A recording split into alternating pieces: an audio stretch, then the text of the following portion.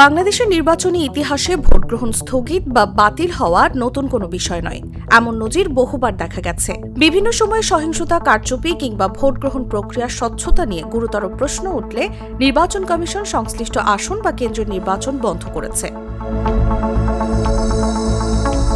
প্রশ্ন হলো, ঠিক কোন কোন পরিস্থিতিতে ভোট বন্ধ করতে পারে নির্বাচন কমিশন? জাতীয় সংসদ নির্বাচনের ভোট বন্ধের বিষয়টি রয়েছে গণপ্রতিনিধিত্ব আদেশ বা আরপিওর ৯১ ক ধারায়।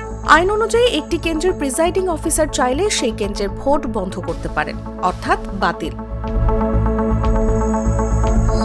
যখন নির্বাচন নিরপেক্ষ হবে না কিংবা কেন্দ্র প্রিজাইডিং অফিসারের নিয়ন্ত্রণ বহির্ভূত হয়ে গেছে, যেমন ব্যালট পেপারে সিল দেওয়া হয়েছে বা পেপার সহ ব্যালট বক্স ছিনতাই হয়ে গেছে, তখন সে কেন্দ্র বন্ধ করতে পারেন সেই প্রিজাইডিং অফিসার।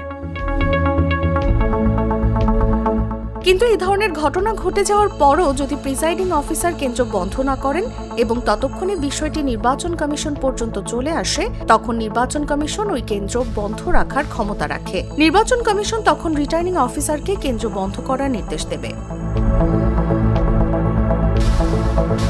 আর একটা নির্বাচনী এলাকার মাঝে যদি নির্বাচনের নিরপেক্ষতা হারানোর মতো কোনো ঘটনা ঘটে এবং সিসি ক্যামেরা বা নিজস্ব কোনো সোর্স থেকে যদি কমিশন তার প্রমাণ পায়, তাহলে পুরো একটি আসনের ভোট গ্রহণও বন্ধ, অর্থাৎ বাতিল করতে পারবে ইসি।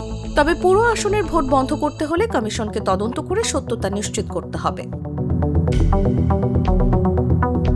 যদি এমন পরিস্থিতি সৃষ্টি হয় যখন ভোটাররা ভোট কেন্দ্র যেতে পারে না, আইন শৃঙ্খলা পরিস্থিতি নিয়ন্ত্রণের মধ্যে নেই, তাহলেও পুরো আসনের ভোট বন্ধ করতে পারে কমিশন। এমনকি নির্বাচনের আগের পরিবেশ থেকেও কোনো আসনে নির্বাচন বন্ধ করার সিদ্ধান্ত নিতে পারে নির্বাচন কমিশন। এছাড়া যদি চলমান অস্থিরতার জন্য সাময়িক সময়ের জন্য ভোট গ্রহণ বন্ধ করা হয়, সেটিকে বলা হয় ভোট গ্রহণ স্থগিত। পরিস্থিতি স্বাভাবিক হলে কেন্দ্রে পুনরায় ভোট গ্রহণ শুরু হয়। নিউজ ডেস্ক, জাগো নিউজ।